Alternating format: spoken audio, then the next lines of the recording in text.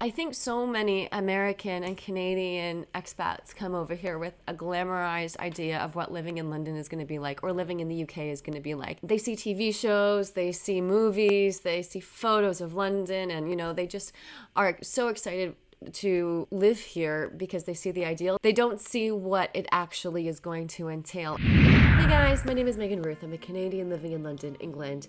Apologies if I'm all sniffly. I do have a cold. So, yeah, we'll just have to deal with this today. This is something that is going on with my life right now. Basically, ever since I've moved to the UK, people have asked me, why did you move here? Why on God's green earth did you move to the UK from Canada? They have it in their minds that Canada is this gorgeous, gorgeous, amazing place full of rainbows and lollipops, and the UK is just this horrible, horrible place, and why would anyone want to leave Canada for the UK?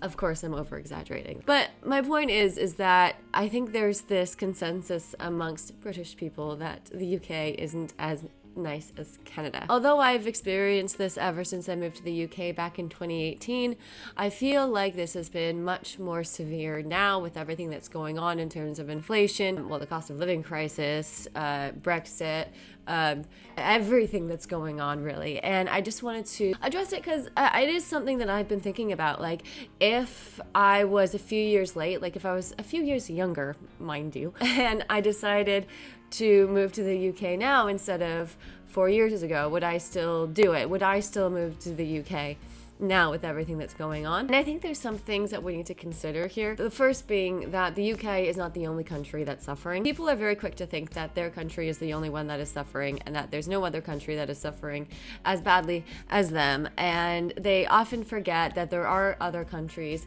in the world that have gone through COVID, that have suffered a lot over the last few years as well, that are still dealing with inflation. And when I say countries that are suffering, I'm not talking about the actual countries that are suffering, like Afghanistan and, Ukraine. Suffering is subjective, and obviously there is suffering, but then there is suffering. So I just want to make that clear. Like, obviously within the West, in more, privileged nations in the G7 and all that, there have been a lot of issues in the last few years regarding COVID. I think a lot of countries are dealing with a recession happening, if not already. So generally speaking, the UK is not the only one that's suffering. Yes, it's probably the one that's suffering the most out of the G7. I think I heard that economically at least. And I think a lot of the things contributing to that are not just the pandemic, it's also Brexit, which is very special to the UK. Also, the war in Ukraine is affecting more of Europe than places in the Americas, like, Canada and the US. So the UK has a special form of suffering, I will give it that. That being said, if I was still in Canada right now, I wouldn't be able to afford to live in a nice house. I would not be able to afford property. The healthcare system there in Ontario is suffering as well. Ontario hospitals are currently dealing with a massive nurse shortage. Yes, there has been a severe decline when it comes to the NHS over the last few years. I definitely feel it. When I first moved over to the UK, I was able to get a GP appointment within the next week. Now it's I'm lucky to be able to get one within a month. When it comes to inflation, Canada is also experiencing inflation, but not as high as the UK, so I'll give it that. I think Canada's now is almost 7%, whereas I think the UK is 11%. I'm just gonna double check that. Yeah, the UK's inflation rate is 11.1%. The UK is going through a rough spot, but a lot of the issues the UK is going through, Canada is going through as well. Obviously not everything, not all of it. A lot of the issues that I have in the UK, I would still be having in Canada. For example, renting. The rental crisis is not a thing that's unique to the UK. It's also happening in Canada and the States as well. I've heard horrible stories of the States. Me not being able to afford a decent place to live is not exclusionary to the UK. And if you don't know what I'm talking about, you probably haven't seen the BBC article that I was in. My boyfriend and I were in the BBC about the cost of living crisis because our landlord increased the rent by almost 50%. Yeah, it was great. I made a few videos on it as well. So basically, we've been outpriced. We're living in a guardianship now, and we're living in an office, so this is exciting. Yeah, I don't think Toronto has guardianship, so that wouldn't be an option if I was living in Toronto. I'd probably be living in a house full of other creatives, with multiple flatmates and stuff. paying the majority of my income on rent, whereas at least now I can save a little bit more because my rent is so cheap.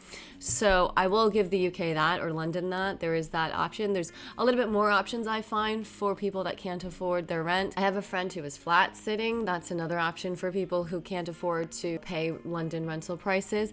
Instead, especially if you're working from home, it's a really great option. He basically goes into people's homes and looks after their pets and stuff for an extended period of time, and he doesn't have to pay rent. So I don't think those options are available in Toronto. Now keep in mind, these options are exclusionary towards people without kids, without families. Comparing the two countries, they have a lot of the same problems, but I feel like London or the UK has a lot more temporary solutions to the issues at hand. Yeah, I don't know.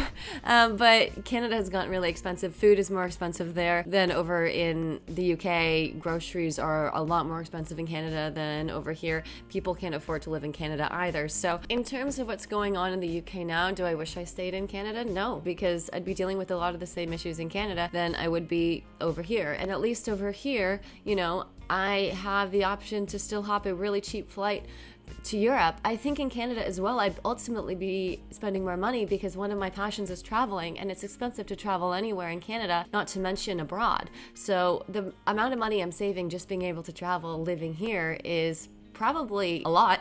And also keep in mind that when I first moved over here, I did not know anything about the economy or UK politics or like anything. I was a stupid 25-year-old who just wanted to travel and just wanted to have living experience. And I saw London as a glamorized ideal, and I didn't think of any of the, realities that would encompass being over here and living here. If I was coming over here now, it'd probably be the same thing. I probably wouldn't know anything. Like, I knew Brexit was happening, but I didn't really fully understand what that entailed until I moved over here and talked to people about Brexit and what that actually meant for them as individuals. I think so many American and Canadian expats come over here with a glamorized idea of what living in London is going to be like, or living in the UK is going to be like. They see TV shows, they see movies, they see photos of London, and they just are so excited to live here because they see the ideal. They don't see what it actually is going to entail. And yes, I still want to stay here despite everything that's going on because I want to be here. The alternative is being back in Canada, being bored out of my mind. No offense, Canada, I love you, homeland and all.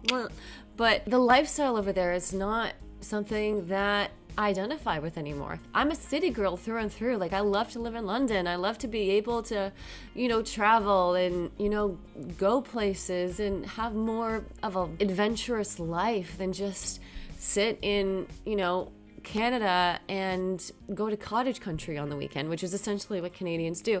And no offense if you like that. Like, everyone has their own thing. Everyone, enjoys their own thing. My mom's a cottage country girl, and that's great for her, but I want to be in Paris. I want to be in, Rome. I want to hop a flight to Portugal just spontaneously. Like, that's who I am through and through. No cost of living crisis, no rental crisis, no Brexit or whatever is going on is going to change my mind about that. So to answer your question, would I still move over here despite everything that's going on? Absolutely, yes. It's who I am. I don't see myself doing anything else. Ultimately, I do think things will get better. I can only hope things will get better with the next election. We are in a rough patch right now, but I know, this is just temporary. Right now, staying here is a choice. And that is a choice that I'm willing to make, and a choice that I'm willing to struggle through right now, and that's completely up to me. But I do really hope, and I really, well, I would say pray, but I'm not religious. I really want the UK to survive. Well, not just survive, to like thrive as well, because I feel like it's surviving, it's not thriving, and a lot of people are really struggling right now, which is a problem. I do think it will get better. This is just a blip in history, and in 10, 20 years, this will just be a memory, and we will look back on these days thinking, wow, we got through that, and that's amazing. All right, that's it for me. I hope you guys enjoyed the video. If you did, please do remember to give it a like and subscribe to my channel. No pressure. Bye, see you next time.